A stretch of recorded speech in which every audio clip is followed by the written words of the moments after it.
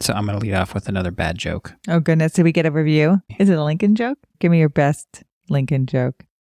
Oh, this is definitely not my best. This was the first super lame dad joke I could find on the internet. Something to do with Lincoln Logs or something? So while walking to the Capitol building with some members of Congress, Lincoln picked up a crumpled piece of paper off the ground. And he dusted off the note, read it, laughed to himself, and that was it. One of the men he was walking with asked Lincoln to share the humorous contents with the group, and Lincoln resisted. He just said, "I'm not one to tell dirty jokes." That's it.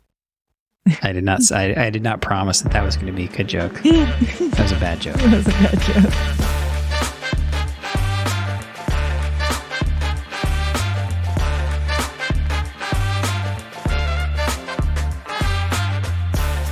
Welcome to Talk with History. I'm your host, Scott, here with my wife and historian, Jenn. Hello. On this podcast, we give you insights to our history-inspired world travels, YouTube channel journey, and examine history through deeper conversations with the curious, the explorers, and the history lovers out there. But this is Bad Jokes, Good Reviews. This segment, we didn't get another good review. However, hopefully the bad joke will prompt someone to leave us a good review, because that's what we're asking for.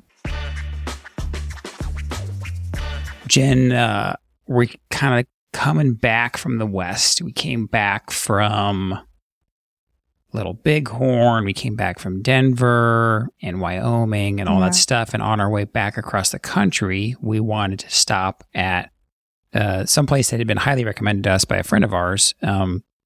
This was Abraham Lincoln's kind of presidential library and museum. Yeah, Springfield, Illinois. Yeah, we stopped in Springfield and decided to go to the museum, and we were pretty blown away by what we experienced there. So the museum and library, they're right beside each other. They're right in downtown Springfield, Illinois. The museum they're both on 6th Street, and they're across the street. So you have 212 6th and 112 6th, and it's the museum and library.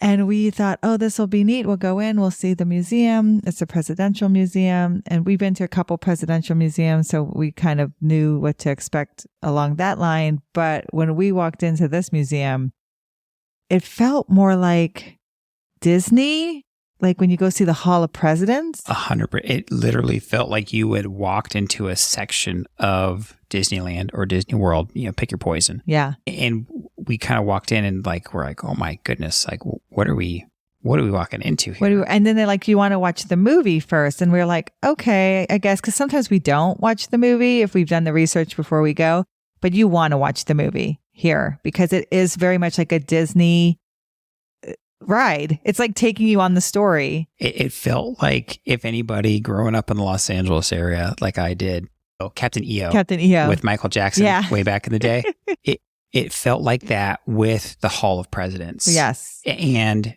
we couldn't show it on the video. So if you watch the video, of course, it'll be in the show notes of this podcast episode.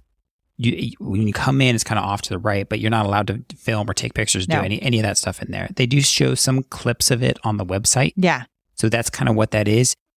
I walked out of there and I was like, I turned to you and I was like, I don't know how they did that. Yeah, it's like you have a narrator who comes out and tells you that a real person who talks about Lincoln and Lincoln's life, but mostly like Lincoln's legacy. Yeah. And like his papers and basically the stuff you're going to find at the library and things you want to preserve about Lincoln's life. And that there's still things out there about Lincoln's life. They're still finding stuff today. And that the office is pretty much left the way Lincoln left it. They kind of recreated the office there. And then you learn that the narrator was someone who died in the Civil War. Yeah, and we won't spoil the end of it, but it's seriously like the kids walked out and they had huge smiles on their faces. And I walked out, I was like, I honestly don't know how it was magic. Was so good. It was so cool. The kids didn't know how they did it either. Yeah. It really, so if you go, you're going to be like, and it does set the stage for the rest of the story. Right. As you walk through the museum. So it really do not miss the movie if you go to the Lincoln Museum. Yeah.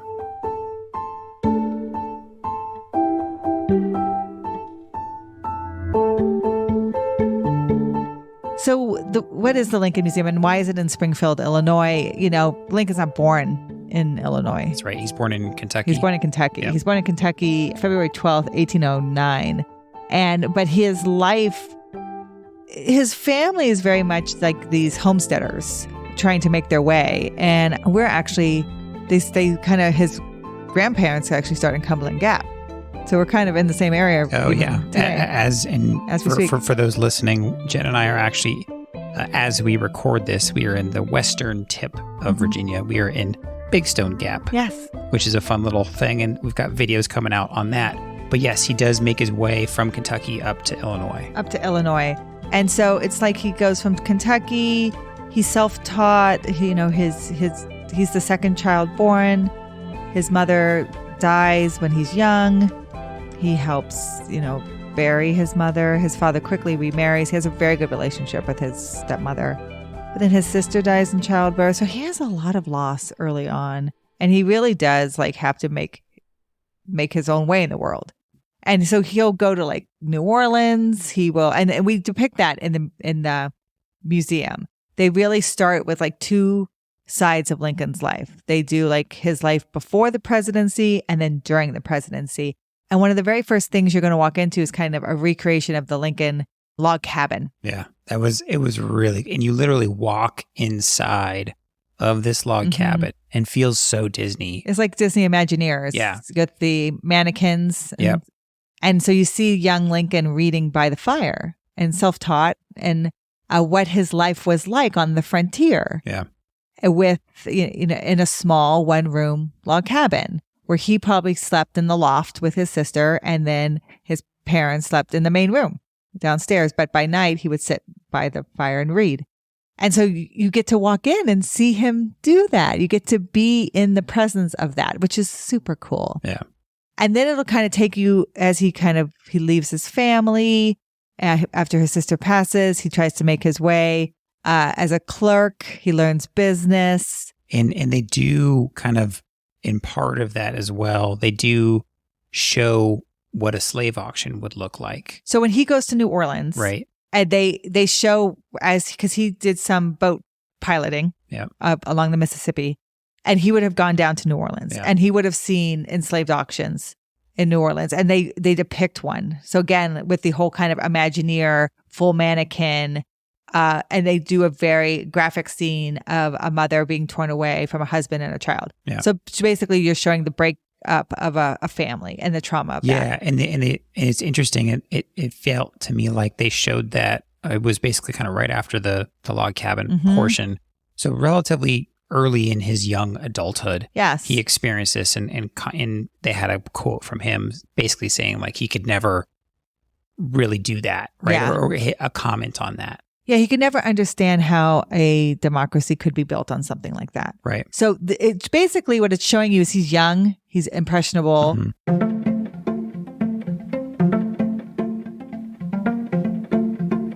He's learning to make his way in the world, and he's basically becoming more worldly. Right. And so he's seeing things that he hadn't seen before on the frontier. Parents were not of means, not enslavers. But he's seeing this for the first time, and then it's making an impression on him.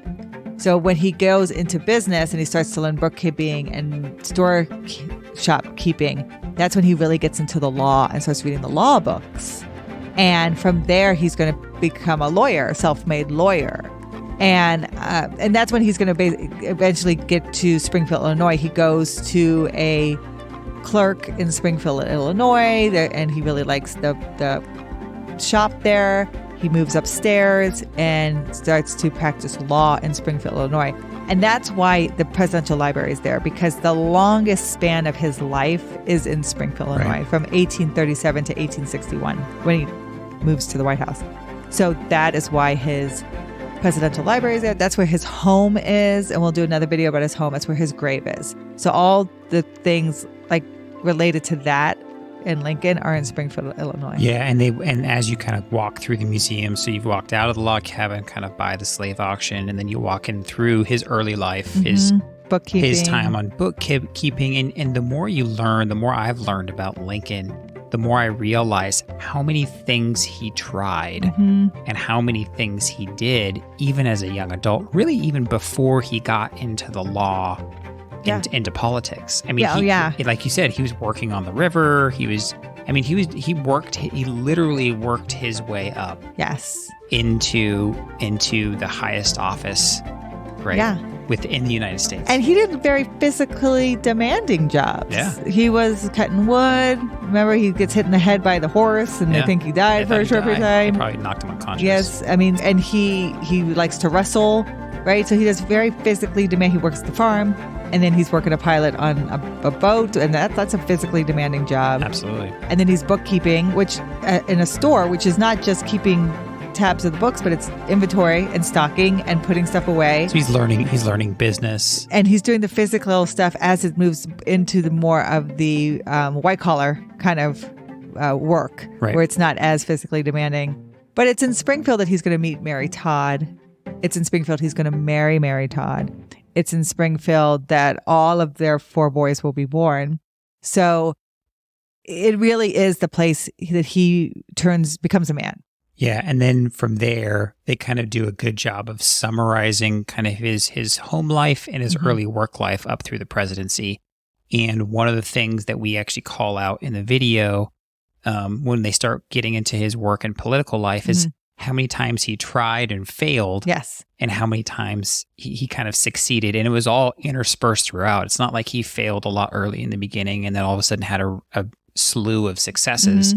It was like a success here and a failure there, and then another failure and then another success. And it was so interesting. It was very interesting. They also they depict a moment that in Lincoln's life, which is kind of true about his whole life with his children. Yeah. Where he wasn't very much of a disciplinarian. He allowed his kids really to have free reign and be kind of, unruly. Yeah, almost. And he doesn't. So they're like destroying his office, and they depict that. And again, in the Imagineer kind of setting, right, he's laying on the couch reading law papers, and his kids are destroying his office. Yeah, they're jumping on pens. I mean, they make it sound like they were being playful. Sure, I'm sure, but way more than what the average parents would say. Like, hey, don't throw my ink plot across the office or whatever. And they said that he didn't want his children to have adult worries like he did. So you can really understand that. And just like you had said, Lincoln will have these highs and lows throughout his political career, throughout his professional career, and then really throughout his personal life. Yeah. So Robert Todd, his oldest, is born in 1943. Edward, his second son, is born in 1944. Well, Edward will die 3 years later in 1850. He dies in the Lincoln home in Springfield, Illinois. Yeah. So and then his third son, Willie, is born that same year. So his son dies early in 1850, and his third son is born late in 1850. So he hits these really highs and lows in every aspect of his life. And when you start to see this about Lincoln, this is the pattern that will follow him throughout his presidency. This is really the pattern of his life. He hits these amazing lows. He loses his mother. He loses his sister. He finds work. He gets a lot of promise. He opens a law firm in Springfield. He marries. He has children. He loses children. He gets in the political field. He loses elections. He wins elections. And you just see this perseverance through Lincoln. It's pretty incredible. And it really speaks to the foundation that was laid for him to get him through the Civil War. Yeah. And so from there, then they kind of, the first inkling you have of the next step of the political part of the museum is the Lincoln Douglas debates. Yes. So they kind of depict that with the mannequins or wax figurines or whatever they are.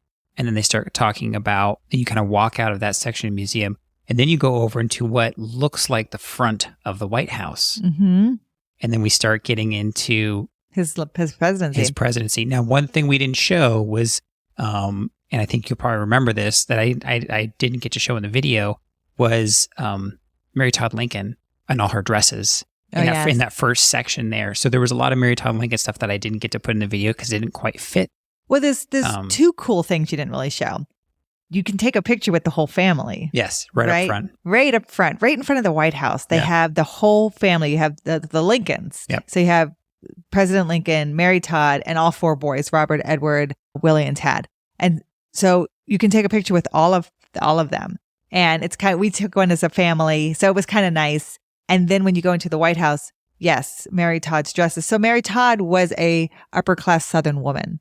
And she did have enslaved. So Lincoln never owned any person or had any enslaved. Mary Todd had a woman who was her maid, dressmaker, who was an enslaved woman, and then kind of transitioned into her and helped her dress, and she paid her and took care of her and gave her more agency and choice about staying with her. But Mary Todd was a upper class aristocrat woman. She was used to having means, and she was used to having money. So she dressed well, and her dresses and her extravagant spending of that was always a big thing in DC. And before we start getting into the details of his presidency and the Civil War and kind of how he was seen, as I was doing research for the video and I was pulling up old pictures of the museum, so there's actually some changes that have been made over the years that weren't there when we went. Oh, wow. And when I saw a picture of, if you remember, in that foyer, and go watch our video, you'll understand what I'm talking about.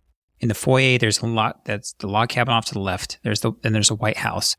Well, it looked like previously they had a figurine of John Wilkes Booth out front, kind of off to the side, leaning on the rail of the White House, right? And so they had him there, it looked like, for some period of time. Sure. Right? Because there was multiple pictures on the internet. You can find it pretty easily. Sure. So there are aspects of this museum that they've changed a little bit over the years. I don't think that's good. It's not his story. Yeah, I would agree with that, but I just thought it was interesting, kind of a little bit of foreshadowing of what you end up seeing at the end, right? So who they have on the porch now is Grant and McClellan, two of his generals from the Civil War.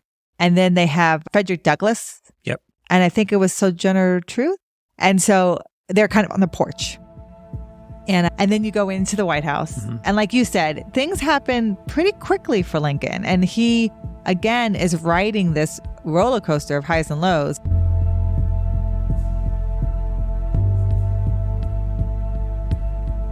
He's elected November 1860. He leaves for the White House in February 1861. That's when he's going to leave the house in Springfield.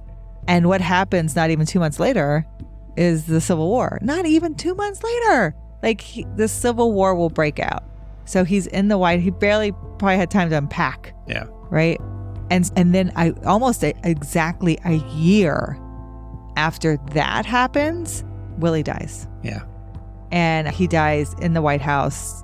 And again, devastated their family.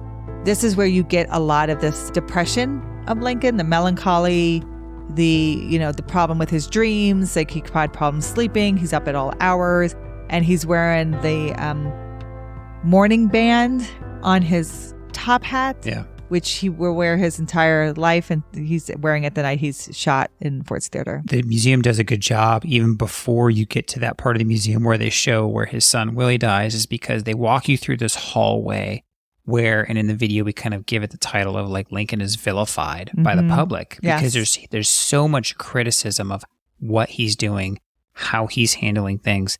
And I mean, we think the press is bad today. It was almost as bad back then. There's all these like negative articles, and they show pictures, and there's just, caricatures of him that are not flattering and all this stuff.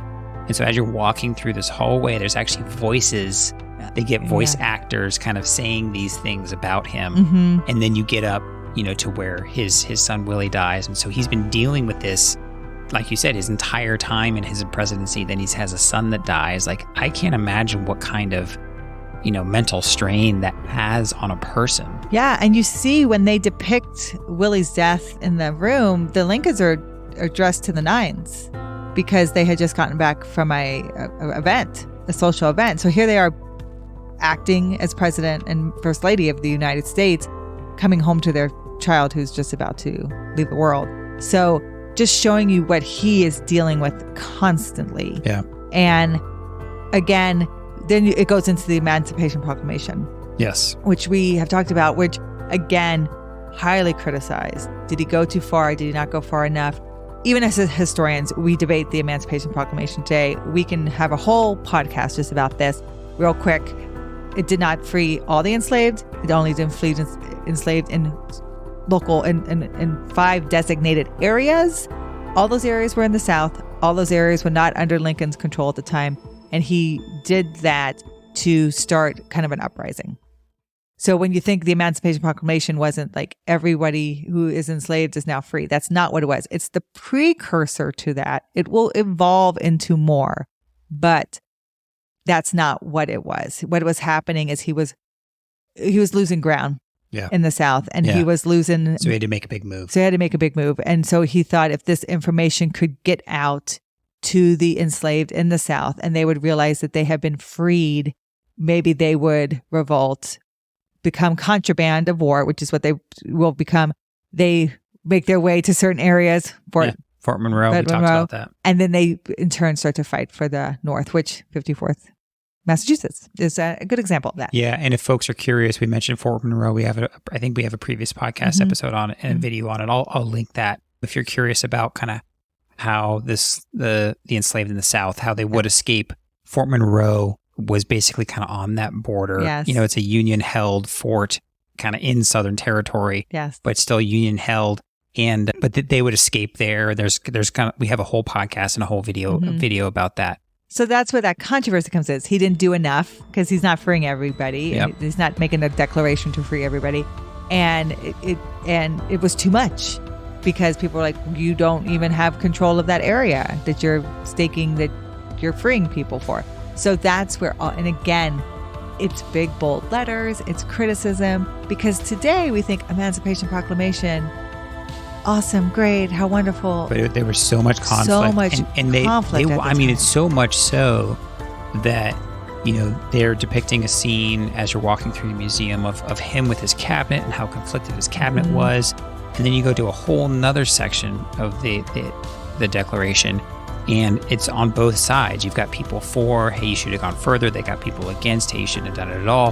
And there's these peoples and these actors that kind of like these almost like ghostly images, but they're video, talking. We show a little bit in the video, and it's really well done. And then it's Lincoln kind of all by himself. Yes. In this big dark room with just constant conflict on each side. Yes. And it's him standing there just kind of, and I kind of put in the video that he just kind of stayed resolute. He was resolute.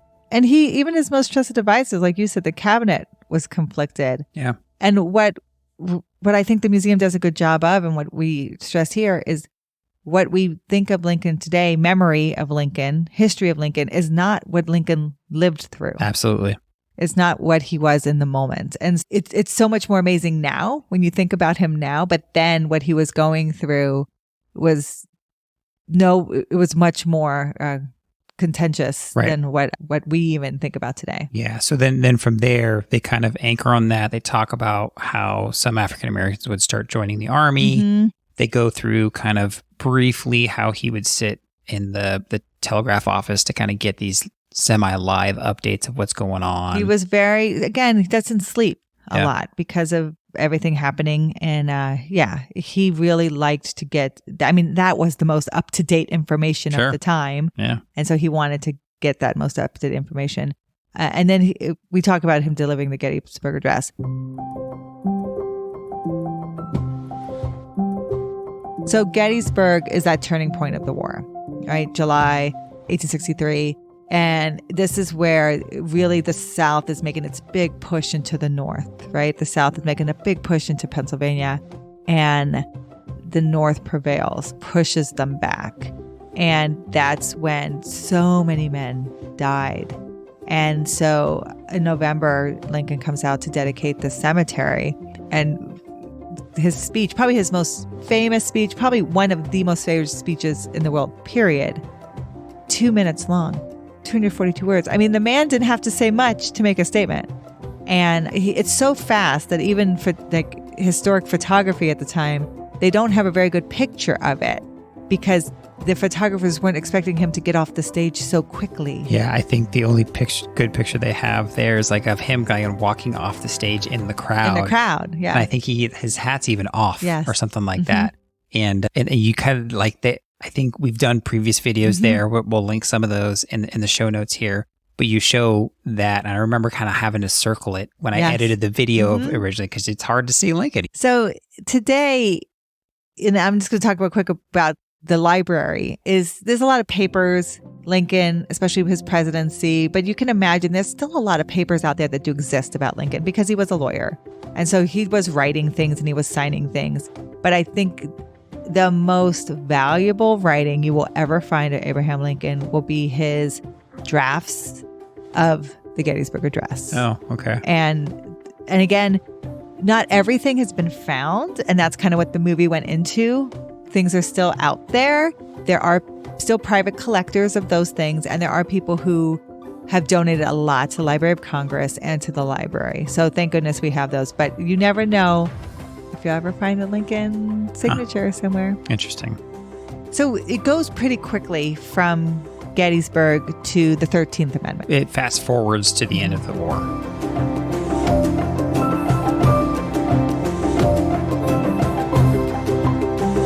So the war is over. So the 13th Amendment happens in January of 1865. The war is over by April of 1865. And again, Lincoln's got no time. He has no time to just... Was it April 9th? Appomattox was. And then he's at Ford's Theater April 15th. Yeah. So he has not... He doesn't even have a week. Doesn't even have a week. But we show it on Instagram real quick as a reel, and it's a great part of the video. And we've talked about this before. They were supposed to go to another show. It's one of the first videos we did for Walk with History. They were supposed to go to another show that night. They make plans to go to Ford's Theater instead because they want to see a comedy, and Our American Cousin is a comedy, and Mary Todd wants Lincoln to laugh. They are very amorous at the time because they're like, now we can have time together. Now we can enjoy the presidency. Now we can... And he had just been reelected. He'd just been reelected. We can mourn our son together. He was like, let's take some time. Let's take a trip, you and I. Let's just be together. And she was very... And they even joke about it at Ford's Theater because they go there with another major and his fiance. That's right. And they're hugging and kissing and touching. And the major and his fiance are not even touching each other. And Mary Todd's like, what will they think of us? Well, I mean, if you think about it, they've had this huge weight lifted off their shoulder. The war is over. Like the South has surrendered, and you're through what you know is going to be the most difficult part of your presidential career. Yes, and you're like, we did it. Yeah. And if you think about them as parents, Robert Todd has just come back. He was there at Appomattox. Yep. And so he's home at the White House. And their other son, Tad, took the other tickets. And so they have both boys home, both the boys that are still living home. And so they're having just like a great night.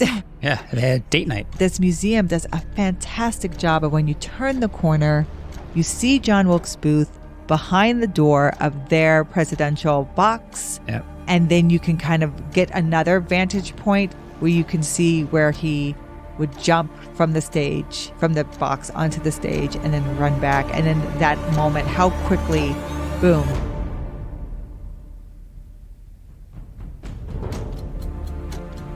Yeah. And it was kind of one of my favorite parts that I was making of the video because I found a good song that kind of shows the rising tension. Yes. And then it goes to boom, the president's shot and the president's dead. And then kind of, again, it quickly steps on to, from there, they don't give John Wilkes Booth kind of a ton of airtime inside the museum. They don't really kind of bring him up too much. They just kind of show his character a little bit. Yep. And I don't even think they talk about the trial at all. So again, if you want to see about the trial and where it took place, we have a whole video on that. Yep. But what it goes into is just his death. Yeah. And how the coffin lied in state and what it looked like. The funeral train. And the funeral train. Which is very long. It was very long. It kind of took the same path that he took for his inauguration because he left Springfield to D.C. and he took this big long trip before he became president. It almost took the same trip back. Yeah, it kind of goes up, basically north up to Buffalo, and then traces the Great Lakes all the way down to Springfield. Yes. And you might wonder, why do we always talk about Erie? It's because we lived in Erie. We were stationed in Erie when Scott had his CO command, his commanding officer tour was in Erie, Pennsylvania. So we're always interested in what happened through Erie. And the funny thing is a lot of historical things happened through Erie because they used to build large parts of the railroads and trains there. Yes. So they used to build large parts of that. So of course the train tracks would go through there. Yes. And so in that era, the late 1800s, early 1900s, all through the 1800s really, that was actually a fairly significant part because one, it was on the Great Lakes, and two, for some reason, that's where they were building large train parts and rail station parts. And it connects Buffalo and Cleveland, which at the time were some of your two big industrial cities. There's a lot of history that happened through there. So Lincoln's funeral train goes kind of up north and traces the Great Lakes down to Springfield. And they bury him in Springfield. So you get to see what the coffin looked like and with George Washington's portrait over it. And then that's really the end of the museum. And I think it really does a good job of showing you just how abrupt Civil War is over. The Union is brought back together, and we lose the president who did that. And it's to me, it's kind of serendipitous of America. I talk about this at the end with no struggle, there's no progress. He got us through. That's why people consider Abraham Lincoln the greatest president we have ever had. He gets us through this, our country, resolves it, and then he's gone.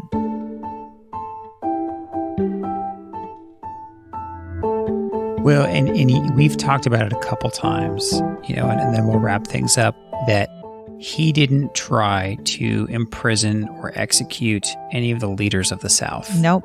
Right? He immediately wanted to move on towards healing. And a leader like that, setting the stage and setting really the culture of what the next steps of the country will be, I think people don't recognize that enough. Yeah. And the more I learn about him through doing this channel and the podcast, and that is there's so much forethought in that, because you could very easily continue that cycle of bitterness and, hey, you're not, you're not ours. Like, we surrendered. We didn't want this. Yeah.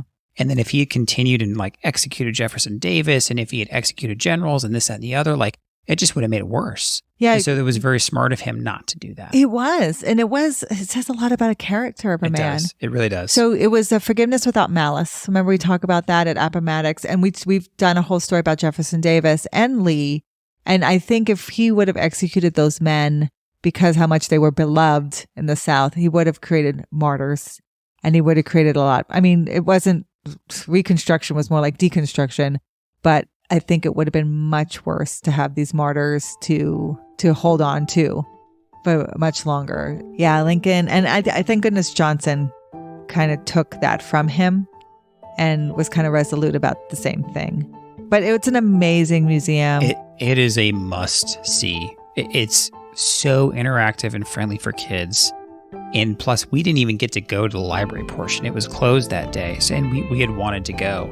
You could, if you were in that part of the country, even if you're not, you really should make a dedicated effort to go see that museum and the library. It's absolutely incredible. It feels like going to Disneyland for half of a day. It's incredible. So thank you again to everybody listening. If you guys enjoyed this podcast episode, please share it with a friend. We've got more Lincoln topics coming up. We got to go inside of his home. So if you enjoyed this podcast, please subscribe, because we got more on that coming up. We appreciate you, and we rely on you, our community, to grow, and we appreciate you all every day. We'll talk to you next time. Thank you.